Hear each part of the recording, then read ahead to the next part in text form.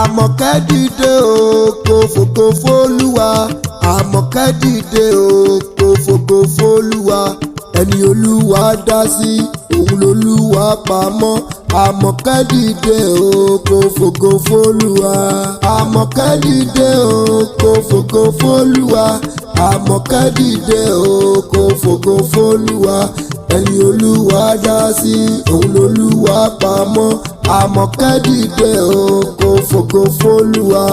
Dandan ni kó fògo f'Ẹlẹ́dùmarè ọba tó pa ọ́ mọ́ látọjọ́ kìíní oṣù kìíní tó ti délé ayé. Dandan ni kó yin Olúwa lógo. Réṣẹ́lì yóò Fẹ̀yìntọ́lá o Àmọ̀kẹ́ ọmọ Jọ́ọ̀dá ìjì ọpọ́n rẹ̀ dà tó sọ̀tún tó sósì kó fi yin bàbá mi lógo. Ẹ̀gbọ́n rẹ̀ Bolúwa ti fẹ́ àti Blessing Dámilọ́lá àti gbogbo àwọn àbúrò rẹ̀ lọ́rán tí ọjọ́ àdániwáyé dá ọ lọ́ fi ránṣẹ́ para òjì akéwì kó wá kọrin ọba. Fẹ̀yìntọ́lá Àmọ̀kẹ́ o ọjọ́ bíi tọdún 2022 ló ń ṣe lọ́wọ́. Tó bá dọdún tó ń bọ̀ a ò ní fi kún rántí rẹ. Orí adìyẹ kò ní burú kó yí dúdú o. Orí rẹ ò ní burú láyé.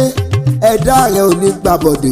Ọmọ aráyé wọn ò ní jalè kán sọ pé wọ́n ni. Bí pòrògùn bá yọ lóko aṣọ tuntun ló mú yọ. Ìwọ ò ní ṣá, ìwọ ò ní tẹ́, ìwọ ò ní faṣọ ẹlẹ́yà bora. Màmá tó bí ọ ó ránṣẹ́ sí mi ó ní kí n ṣàdúrà fún ọ wípé ikú òjijì ò ní pa ọ́. Ò ní dẹrù tálábíàmọ kì í tú o.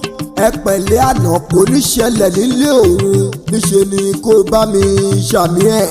Bàbá tó bí ọlọ́mọ ó màdúrà bọnu. Ó sọ wípé ọmọ aráyé wọn ò ní bínú kádàrá rẹ. Ojú rẹ ò ní fọ́, etí rẹ ò ní di, ọwọ́ rẹ ò ní rọ, ẹsẹ̀ rẹ ò ní gé lágbára Elédùmarè ọba mi. Fẹ̀yìntọ́lá Àmọ̀kẹ́ ó yá jádélé bàbá tó bí ọlọ́mọ.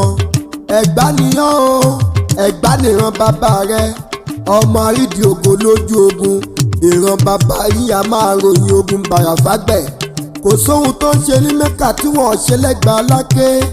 Wọ́n mọ omi sẹ́mísẹ́mì ní Mẹ́kà. Omi odò ògùn lọ́wọ́ bàbá ti ń mu. Wọ́n ń gàràfà ní Mẹ́kà àwa sì ń gorí Olúmọ. Àmọ̀kẹ́ ó yá járe gbẹ̀yìn nílé bàbá tó bí ọlọ́mọ. Ìgbẹ̀yìn ọmọ ojorúlé ọmọ apẹkùnlẹ̀ dọba ọmọ òjáwé lọ́ba lórí. Ẹ̀ṣọ́ ìjòyè mẹ́kùn ẹ̀ṣọ́ mára àgàn ẹ̀yin lọ́mọ abílóde má fi di ọ̀bọ̀ dáná. Ọmọ apọndandan kankan kẹ́ tó mọ ẹmu òwúrọ̀. Ọmọ ẹkùn tó ń fi torítorí. Ọmọ ẹkùn tó ń fi tìrùtìrù. A kì í jọmọ ẹkùn kẹ́kùn kó tún panijẹ nílé bàbá tó bí ọlọ́mọ. Fẹ̀yìntọ́lá Àmọ̀kẹ́ ò ní dẹrù tálábíàmọ kì í tú. Níṣe ni kó o ṣàmì gbé tọ́mì. Ó ti ṣọdún èyí náà tó bá di 2023 a ò ní fi kú rántí rẹ. Ẹ̀gbọ́n rẹ ọkùnrin ó ní kí n máa kí ọ Bolúwa ti fẹ́ àti ẹ̀gbọ́n rẹ obìnrin Blessing Dámilọ́lá àti gbogbo àwọn àbúrò rẹ látòrí Kọ́yinsọ́lá ìní Olúwa Paul orin ayọ̀ Shedrack orin ìyìn Mọ́díkáì orin ògo. Gbogbo wọn lọ sọ wípé aṣọdúnmọ́dún làwọ aṣọdúnmọ́dún, aṣòròmórò làwọ aṣòròmórò. Wọ́n ní ọdọọdún ló máa bẹ. Mo fẹ́ máa relé bàbá tó bí mi lọ́mọ. Ará òjé ni mí o, òjé ń petu. Ọmọ ṣáṣá lọ̀jẹ̀ ilé, ọmọ arọ tí wẹ̀ bí òjò.